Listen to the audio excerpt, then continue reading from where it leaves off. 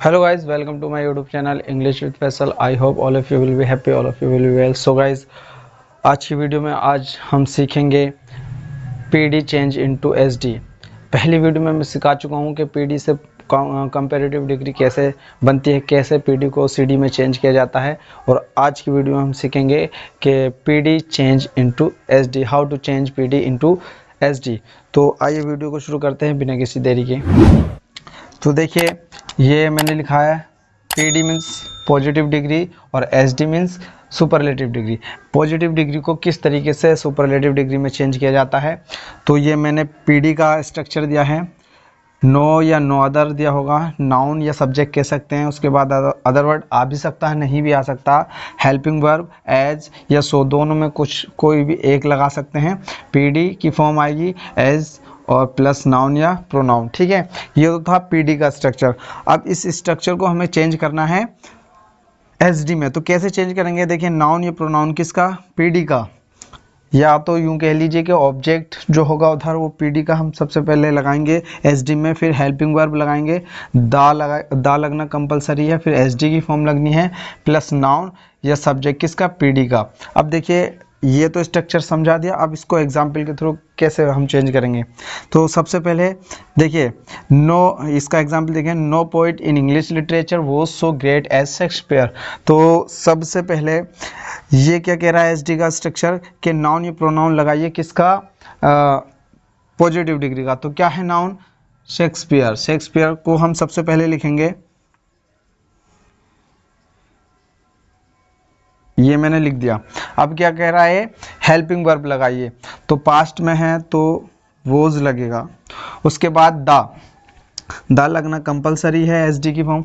अब दा के बाद SD की फॉर्म लगाएंगे, तो ग्रेट की हो जाएगी ग्रेटेस्ट। Clear, greatest. उसके बाद नाउन, या तो आप यूँ कह लीजिए कि जो नो अदर या नो के बाद दिया होता है उसको SD की फॉर्म के बाद लिख देंगे, या आप ऐसे समझ लीजिए कि SD की फॉर्म के बाद देखिए क्या लगना है, जो सब्जेक्ट है नो अदर, नो के बाद जो अदर वर्ड दिए हैं, नाउन दिए हैं, उसको SD की फॉर्म के बाद लिख देंगे।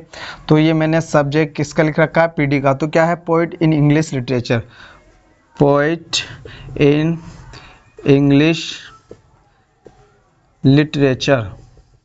क्लियर। अब देखिए दूसरा एग्जाम्पल देखेंगे, नो अदर, या तो नो होगा या नो अदर होगा, बनेगा उसी तरीके से। अब देखिए यहाँ पर आया, no other poet in Hindi was so famous as Kalidas. Kalidas, ठीक है। तो अब क्या करना है, हमें यही अपने स्ट्रक्चर को फॉलो करेंगे। कालिदास पहले लिखेंगे, क्या आएगा, कालिदास। क्लियर। उसके बाद हेल्पिंग वर्ब लगाएंगे, वोज, उसके बाद दा लगेगा, दा के बाद SD फॉर्म। तो फेमस की हो जाएगी the most famous, the most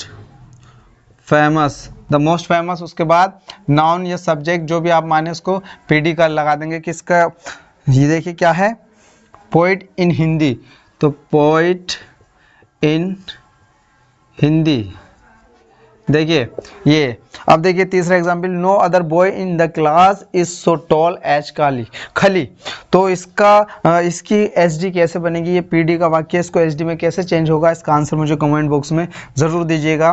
toll की जो होती है SD फॉर्म होती है द टॉलेस्ट। ठीक है, मैं बता रहा हूँ, तो इसका आंसर मुझे कमेंट बॉक्स में दीजिएगा ज़रूर से ज़रूर। अब चलते हैं हम अपने दूसरे रूल की तरफ, के इसका दूसरा रूल क्या कहता है। तब तक के लिए बने रहिए। अगर हमारा PD का वाक्य वेरी फ्यू से शुरू हो तो हम उसको SD में कैसे चेंज करेंगे, सुपरलेटिव डिग्री में कैसे उसको चेंज करेंगे, अगर हमारा PD का वाक्य किससे शुरू हो, वेरी फ्यू से। तो देखिए ये मैंने लिखा है कि वेरी फ्यू से अगर शुरू होगा, पहले नो अदर से हो रहा था, अब क्या हो रहा है, वेरी फ्यू से। तो वेरी फ्यू से जब शुरू होगा तो उसको किस तरीके से हम सुपरलेटिव डिग्री में चेंज करेंगे, तो स्ट्रक्चर मैंने लिख दिया है, चाहे तो आप स्क्रीनशॉट ले सकते हैं या फिर आप कॉपी में नोट डाउन कर सकते हैं। तो देखिए वही, बस जहाँ नो अदर लगा था वहाँ वेरी फ्यू लगा रहे थे, लेकिन अब क्या कर रहे हैं, अब हमें जो हेल्पिंग वर्ब के बाद वन ऑफ द का प्रयोग करना है, ये मैंने स्ट्रक्चर लिख दिया है। अब देखिए एग्जाम्पल से ज़्यादा समझेंगे आप। सबसे पहले क्या करना है, वही नाउन लेना है, वही ऑब्जेक्ट लेना है, वही प्रोनाउन लेना है, किसका,